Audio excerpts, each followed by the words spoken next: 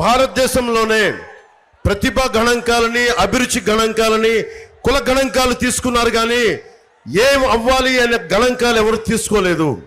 అది మొట్టమొదటిసారి జనసేన ఆధ్వర్యంలో, టీడీపీ ఆధ్వర్యంలో, భారతీయ జనతా పార్టీ ఆధ్వర్యంలో ఆంధ్రప్రదేశ్లో మొట్టమొదటిసారిగా స్కిల్ గణాంకాలు తీసుకుంటాం.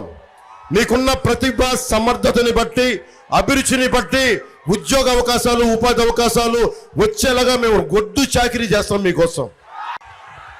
మేనిఫెస్టోలో కొన్ని కీలకమైన అంశాలు చెప్పి ముగిస్తాను. ముఖ్యంగా కూటమి ప్రభుత్వం రాగానే DSC notification, mega DSC notification విడుదల చేస్తాం. ఈ 5 సంవత్సరాల్లో యువతకి 20 లక్షల ఉద్యోగాలు. జగన్ కూడా అంటున్నాడు 2.5 లక్షల ఉద్యోగాలు ఇచ్చామని. 1,70,000 ఉద్యోగాలు తీసి 2.5 లక్షల ఉద్యోగాలు ఇచ్చాడంట. ఈ కథ ఒకసారి మీరు చూడండి, వినండి. అలాగే ప్రతి రైతుకి ఏటా 20,000, ప్రతి మహిళకి నెలకి 1,500 రూపాయలు, ప్రతి ఇంటికి, ప్రతి మహిళకి ఏడాదికి ఉచితంగా 3 గ్యాస్ సిలిండర్స్. ముఖ్యంగా ఇది జనసేన ప్రతిపాదించింది. మీకు స్కిల్ డెవలప్మెంట్ ఉంటే పెట్టుబడి ఉండదు. పెట్టుబడి కావాలి అంటే 10 మందికి ఉపాధి అవకాశం ఇచ్చే యువత ఉంటే వారి కోసం 10 లక్షలు మీకు ప్రాజెక్ట్ వ్యయంలో సబ్సిడీ ఇచ్చే విధంగా, పెట్టుబడి పెట్టే విధంగా మేము ఈ కూటమి ప్రభుత్వం బాధ్యత తీసుకుంటుంది. ఉత్తరాంధ్రకి సంబంధించి మనకి ప్రత్యేకించి ఈ ప్రాంతం తాలూకు అభివృద్ధి, ఉద్యోగ కల్పనకి ప్రత్యేకమైన ఎంప్లాయ్మెంట్ జోన్లు ఏర్పాటు చేస్తాం. మత్స్యకారులకు చెప్తా ఉన్నాం. నేను కూటమి తరపు నుంచి నిన్న మేనిఫెస్టోలో పెట్టాం. ముఖ్యంగా మత్స్యకారులకి మీకు హాలిడే అప్పుడు మీకు 20,000 రూపాయలు అందజేస్తాం. అలాగే పూడిమడకలో ఫిషింగ్ హార్బర్ని తీసుకురావడానికి ప్రత్యేకంగా సీఎం రమేష్ గారు, మన సుందరపు విజయ్ కుమార్ గారు కృషి చేస్తారు. అలాగే సెస్ కోసం విలువైన పంట భూములు కోల్పోయారు. దాదాపు 4,000 ఎకరాలని రైతుల నుంచి సేకరించారు. వారికి 26 గ్రామాల నుంచి ఈ సెస్ల కోసం దానాదత్తం చేశారు. వారికి ఇవ్వాల్సిన హామీలు పూర్తి చేయలేదు. నిన్న మాటిచ్చా, పోలవరం నిర్వాసితుల కోసం ఎలా నిలబడ్డామో, నేను పాలిటిక్స్కి వచ్చిందే SCZలు అడ్డగోలుగా మనకి రాజశేఖర రెడ్డి గారు కొన్ని ఇచ్చారు. ఉదాహరణకి మనకి అచ్యుతాపురంలో SCZలు వచ్చినాయి, పరిశ్రమలు వచ్చినాయి. కొన్ని చోట్ల భూములు తీసేసుకున్నారు కానీ పరిశ్రమలు రాలా, రైతులు నష్టపోయారు. ఆ రైతుల తరపున మీ గొంతు, మీ కష్టాన్ని నేను, పవన్ కళ్యాణ్ అనే నేను, మీకు అసెంబ్లీలో సుందరపు విజయ్ కుమార్ గారితో పాటు నేను మీ గళం వినిపిస్తాను, మీకు అండగా నిలబడతాం. ఇక్కడున్న అందరికీ, పెద్దలకి, ముఖ్యంగా ఉత్తరాంధ్రకి సంబంధించి కాబట్టి కేవలం మిమ్మల్ని దృష్టిలో పెట్టుకొని చెప్తా ఉన్నాం. జగన్ మీకు ల్యాండ్ టైటిలింగ్ యాక్ట్ అని ఒక యాక్ట్ పట్టుకొచ్చాడు, చట్టం, ల్యాండ్ గ్రాబింగ్ యాక్ట్. అది ఉదాహరణకి ఈ బిల్డింగ్ కానీ, ఆ మూలనున్న చిన్న ఇల్లు కానీ, ఒక 1/2 ఎకరం 50 గజాల భూమి ఉన్నా దానికంటే మనం ఒరిజినల్స్ ఇవ్వరంటే ఇంకా మనకి జెరాక్స్ కాపీ ఇస్తారంట. మనకి జెరాక్స్ కాపీ దాన్ని పెట్టుకునే మనం ఇంట్లో పెట్టుకోవాలంట.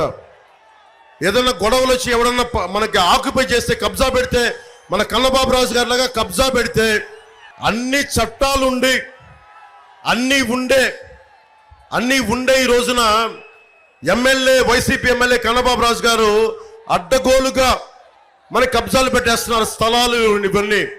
రేపొద్దున land titling act, Jagan land grabbing act వచ్చిన తర్వాత మీరు గొడవ పెట్టడానికి కూడా లేదు, కోర్టుకి వెళ్ళడానికి లేదు. వెళ్తే హైకోర్టుకి వెళ్ళాలి. నాకే హైకోర్టుకి వెళ్ళడానికి నేను 10 ఆలోచిస్తాను. ఒక పార్టీని నడుపుతున్న వాడిని, ఇన్ని లక్షల మంది రోడ్ల మీదకి వస్తే లక్షల మంది జనం ఉన్నవాడిని నేనే ఆలోచిస్తాను హైకోర్టుకి వెళ్ళాలంటే. సగటు మనిషి మీ ఆస్తుల్ని కన్నబాబు రాజు గారు లాంటి వాళ్ళు దోచేస్తే రేపు భవిష్యత్తులో కోర్టులకు వెళ్ళడానికి కూడా లేదు. మహా వెళ్తే ఆఫీసుకి వెళ్ళాలంటే రెవెన్యూ ఆఫీసులకి వెళ్తే మళ్ళీ ఉన్నది వైసీపీ మనిషే ఉంటాడు. మళ్ళీ వాళ్ళు ఏం చేస్తారు, మళ్ళీ వాళ్ళే పెట్టేసుకుంటారు.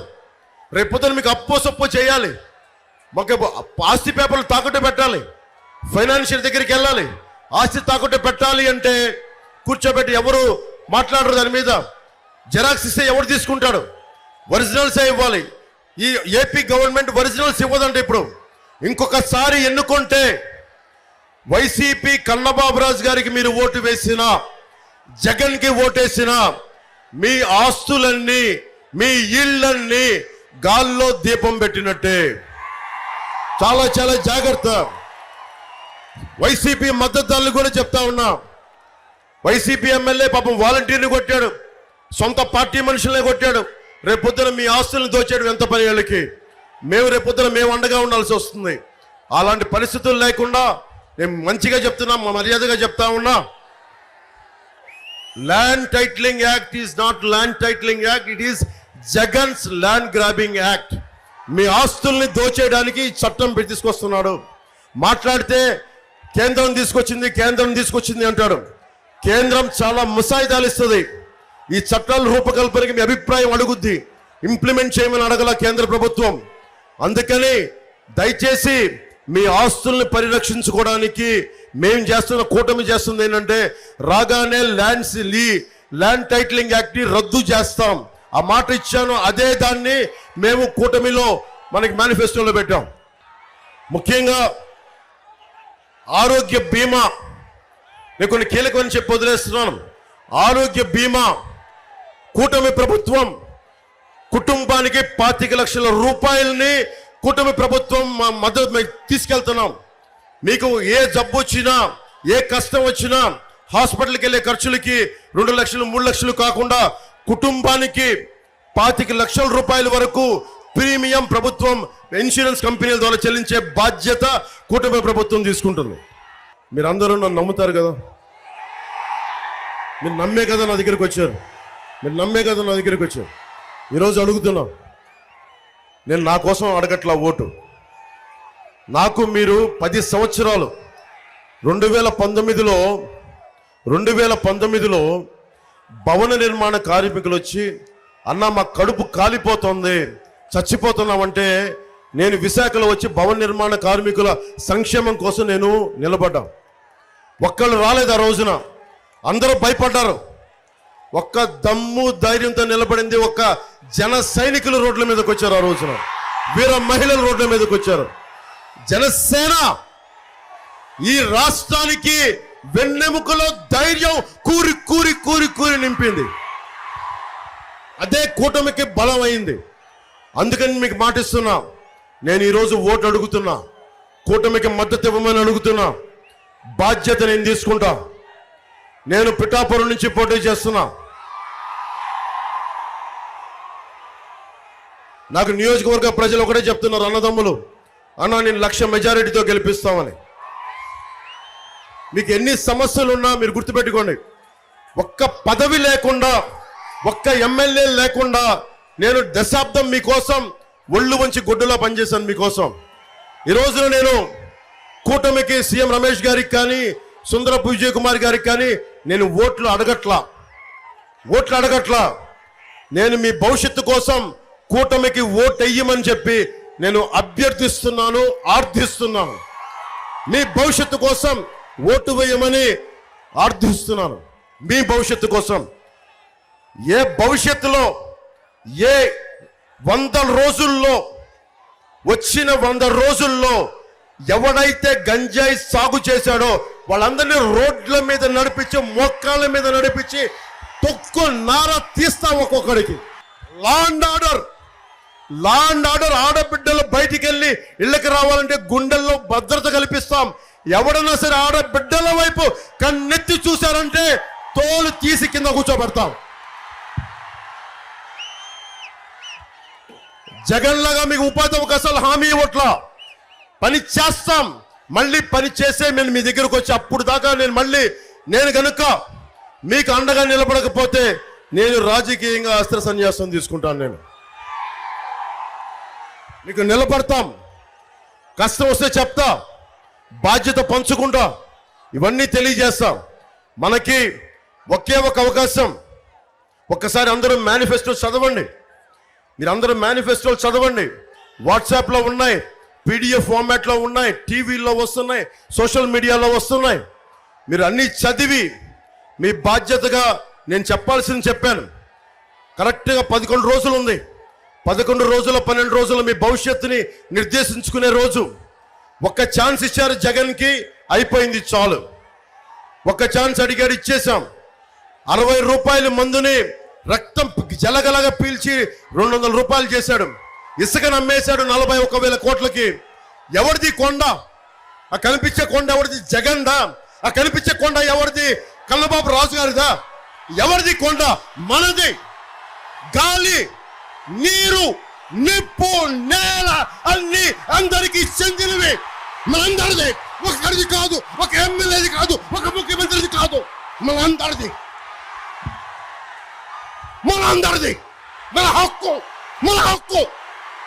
దేవుడు అన్యాయం చేస్తాడు, మనది.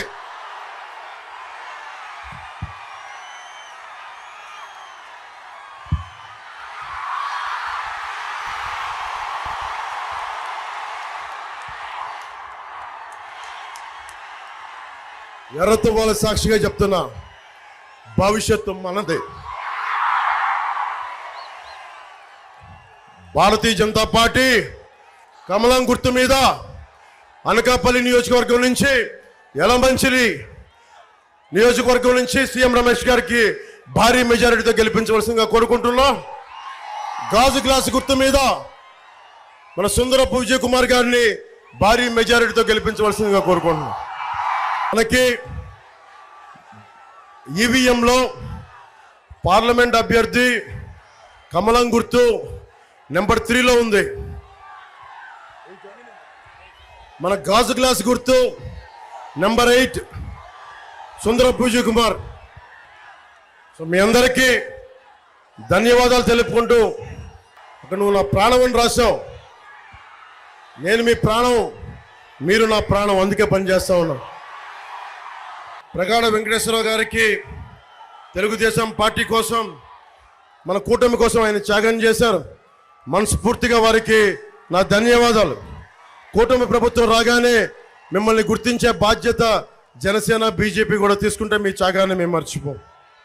అలాగే వారి క్యాడర్కి కూడా, వారి వర్గానికి కూడా వారిని చూసుకునే బాధ్యత మేము తీసుకుంటాం.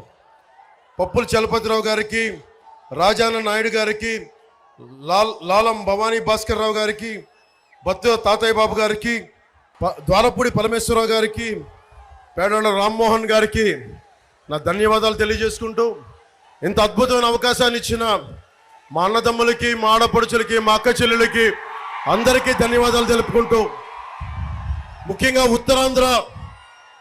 ఉత్తరాంధ్ర సంబంధించి కాంట్రిబ్యూటరీ పెన్షన్ స్కీమ్ని రాగానే సంవత్సరం లోపు దాన్ని పరిష్కారం చేసే మార్గం మేము తీసుకుంటాం. ఆ మాట నేను మీకు ఇస్తున్నాను. నేను ప్రభుత్వ ఉద్యోగి కొడుకుగా చెప్తా ఉన్నా, అందుకని నాకు పెన్షన్ బాధ ఏంటో తెలుసు.